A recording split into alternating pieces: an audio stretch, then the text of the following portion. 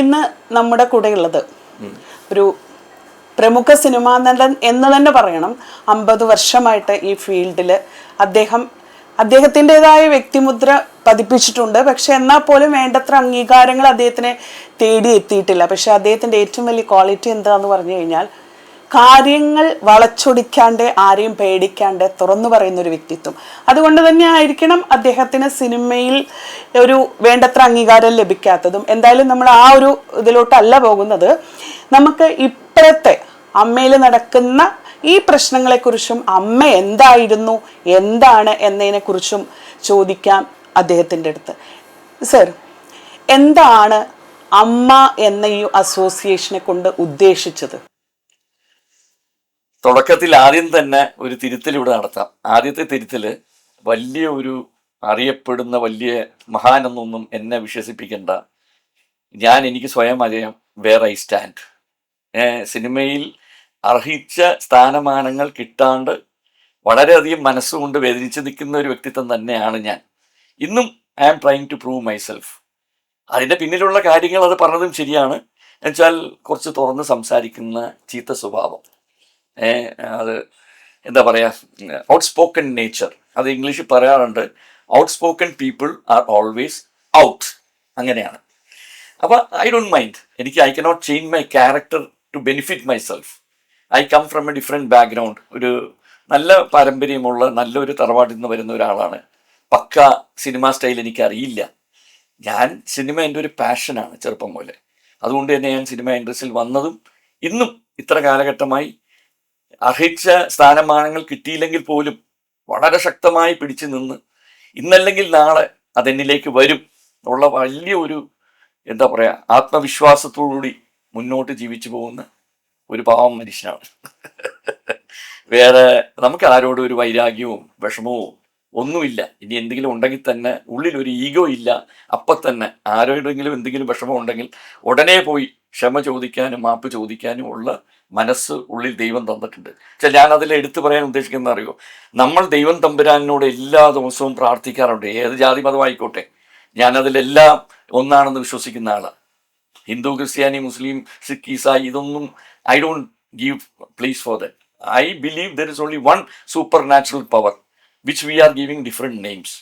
അപ്പം ആ ഒരു പരാശക്തിയോട് നമ്മൾ രാവിലെ എണിച്ച് ദൈവം തമ്പുരാനെ എൻ്റെ തെറ്റുകൾ എന്നോട് പുറത്തു തരണേ എന്ന് പറയുമ്പോൾ ആ മഹാശക്തി നമുക്ക് തെറ്റുകൾ പുറത്തു തരണമെന്നുണ്ടെങ്കിൽ നമ്മുടെ ഉള്ളിൽ മറ്റുള്ളവരുടെ തെറ്റ് പുറത്തു കൊടുക്കാനുള്ള ഒരു വലിയ മനസ്സ് വേണം.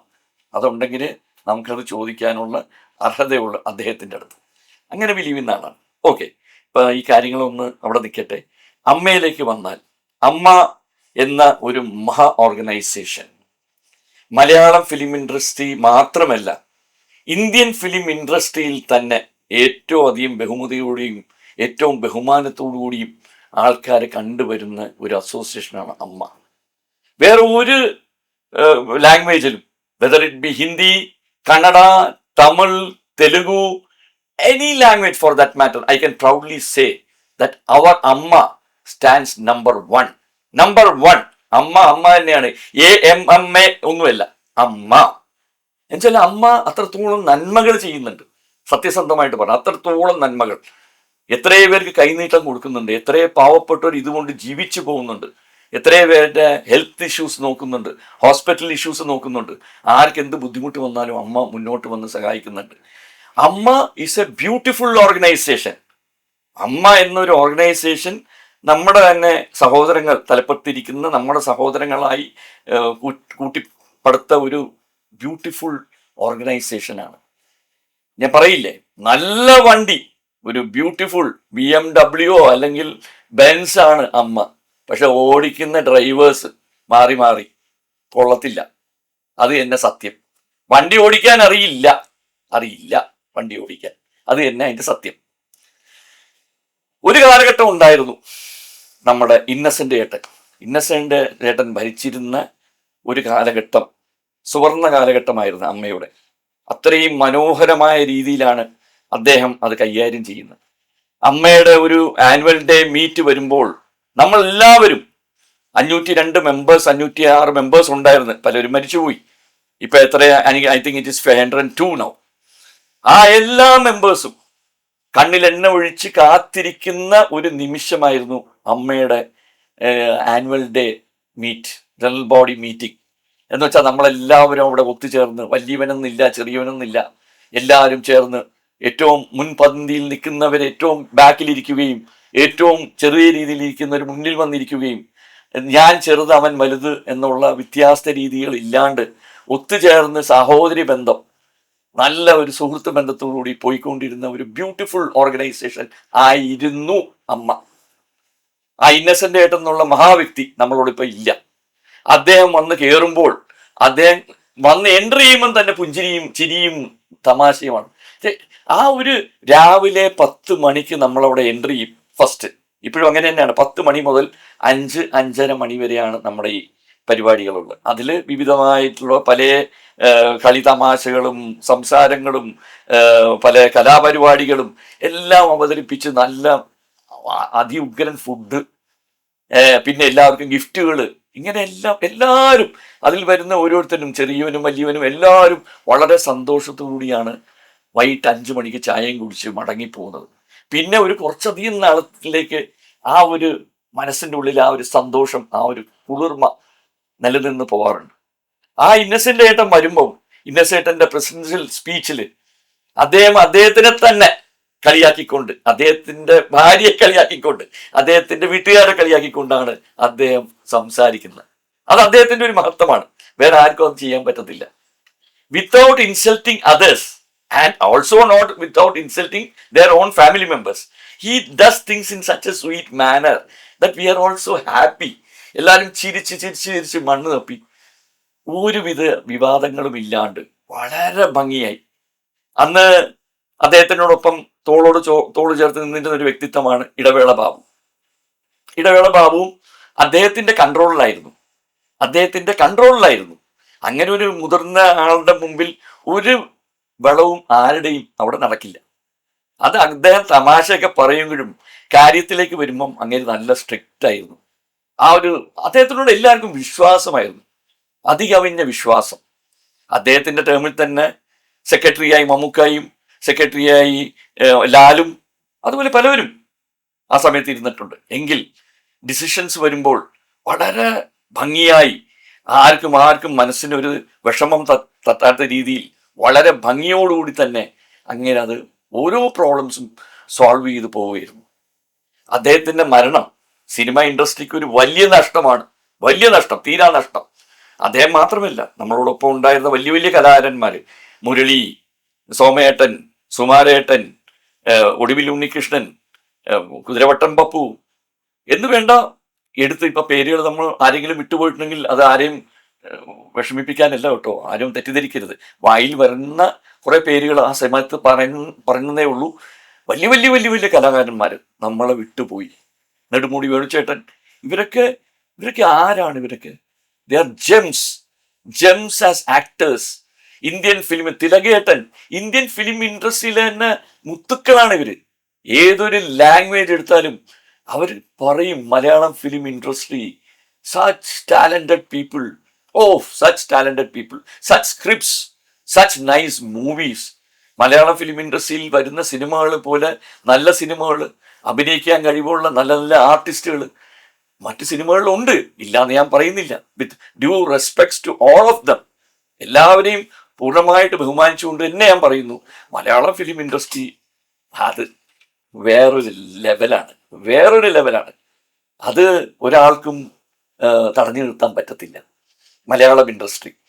അങ്ങനെ ഇരിക്കുന്ന ഈ മലയാളം ഇൻഡസ്ട്രിയിൽ ഇവര് കുറച്ചുപേര് ചേർന്ന് കൊണ്ടുവന്ന ഈ ഓർഗനൈസേഷൻ, ഞാനും അതിലാണ് ഒരു പങ്കാളിയാണ്. കുറേ വർഷങ്ങളായിട്ട് ഞാനും അതിനകത്ത് പ്രവർത്തിച്ചു വരുന്നു എന്ന് പറഞ്ഞാൽ എന്നെ കൊണ്ട് പറ്റുന്ന ചെറിയ എളിമയായ കാര്യങ്ങൾ.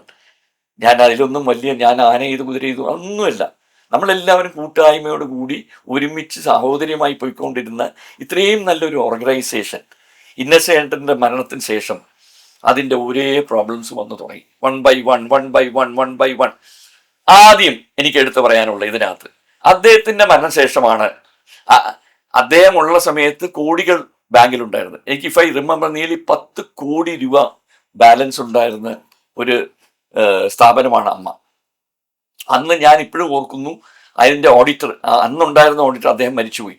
അദ്ദേഹത്തിനോട് ഞാൻ പോയി പറയുന്നു, കാരണം വെച്ചാൽ I come from a business background, business ചെയ്ത് പരിചയമുള്ള ഒരാളെന്ന നിലയ്ക്ക് സാമ്പത്തികം എന്നേനെ കൊണ്ടുപോകണമെന്നുള്ള കുറേ ചെറിയ രീതിയിലുള്ള അറിവുകൾ എനിക്കുണ്ട്.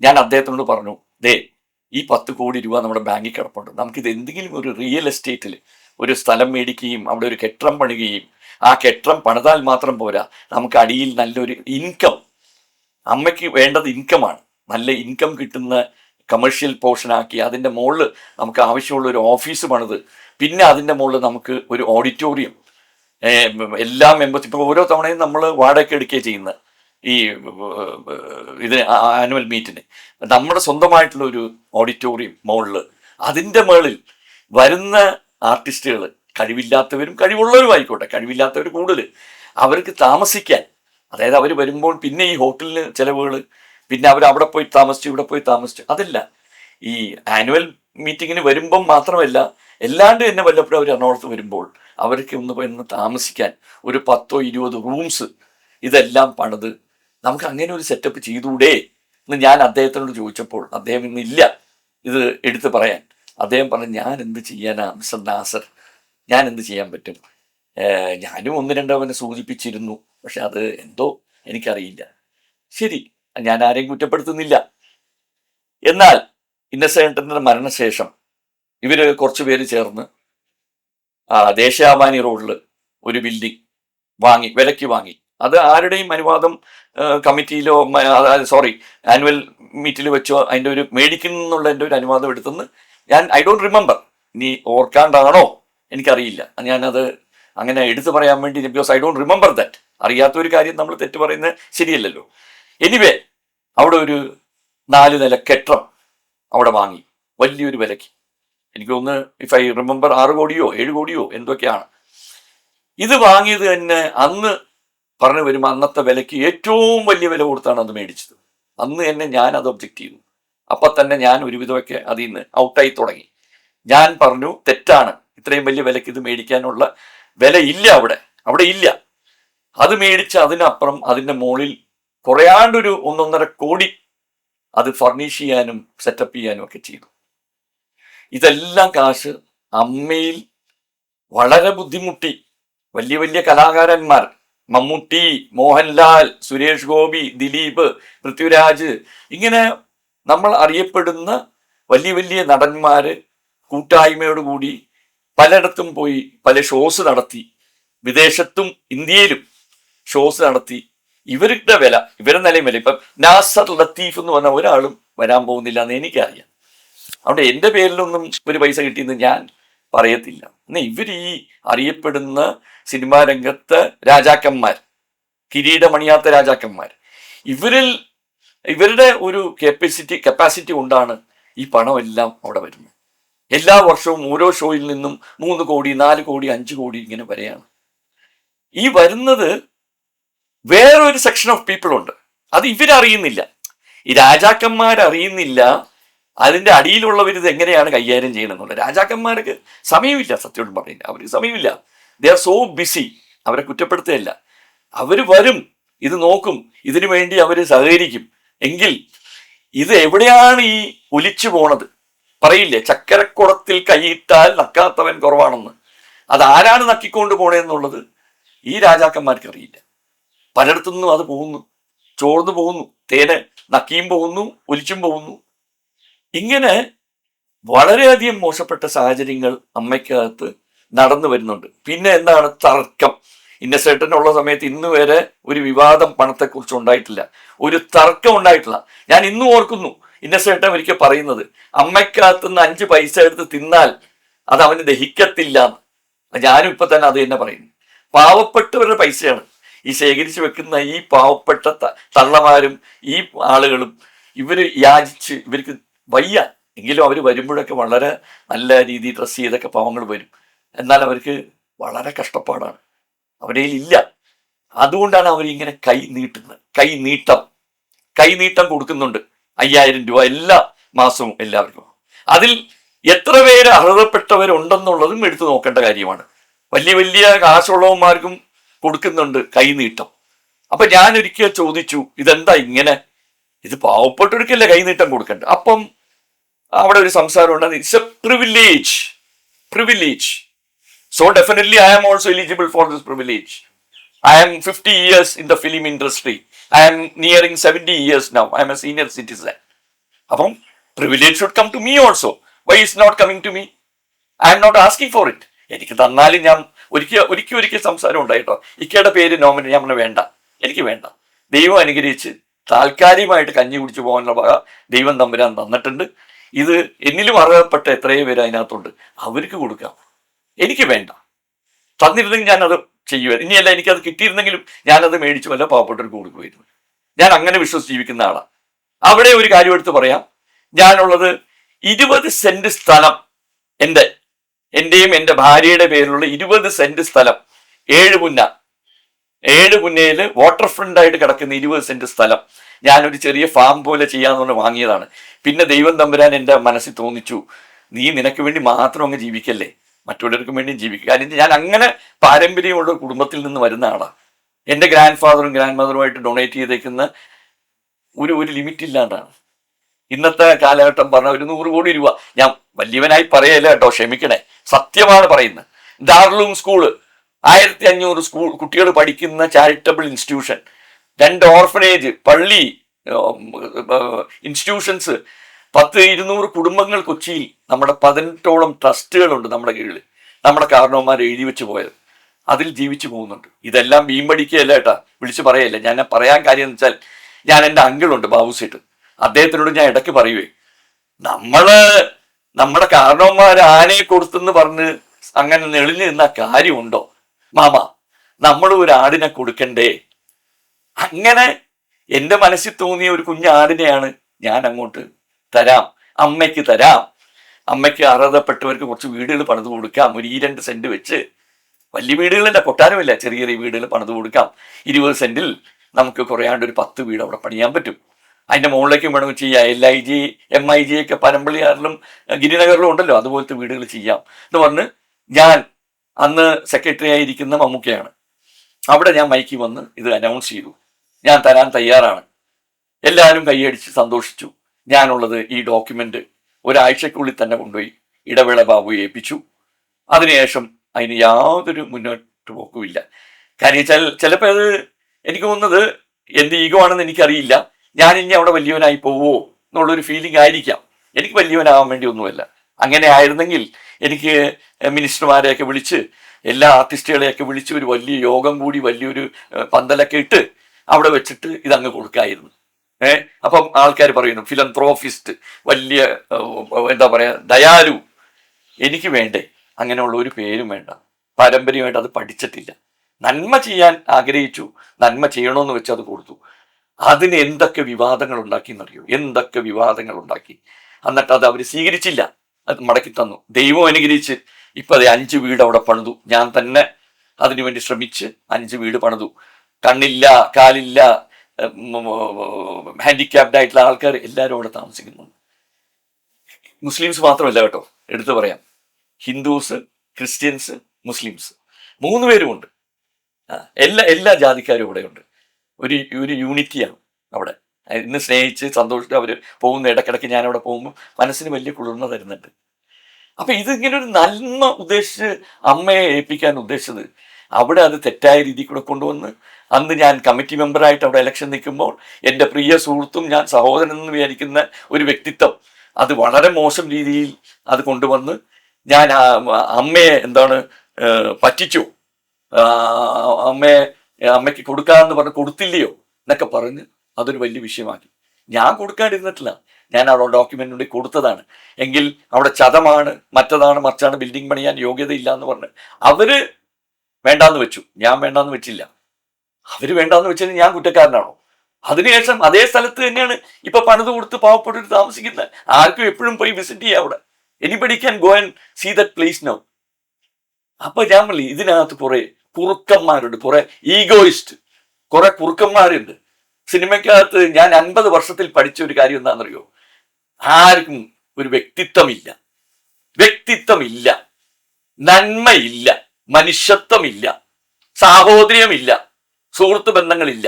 അപ്പ കണ്ടവൻ അപ്പൻ അത് തന്നെ കറക്റ്റാണ് ആ പദം. ചിലപ്പോൾ അത് മോശമായിട്ട് തോന്നുന്ന പലരും ഉണ്ടാവും, പക്ഷെ അത് പറയാണ്ടിരിക്കാൻ നിവൃത്തിയില്ല. അതാണ് അതാണ് അതാണ് സംഭവം. ഒരാൾക്കും ഒരാളോടും ഒരു സ്നേഹബന്ധവും ഇല്ല. എഴുതി വെച്ച് കാണിക്കുന്നുണ്ടെങ്കിൽ വെറും അഭിനയമാണ്. ഞാൻ അഭിനയിക്കാറുണ്ട്, സിനിമയിൽ മാത്രം, ജീവിതത്തിൽ നോ അഭിനയം. ഇതും അഭിനയമൊന്നുമല്ല, സത്യസന്ധമായിട്ട് സംസാരിക്കുകയാണ്.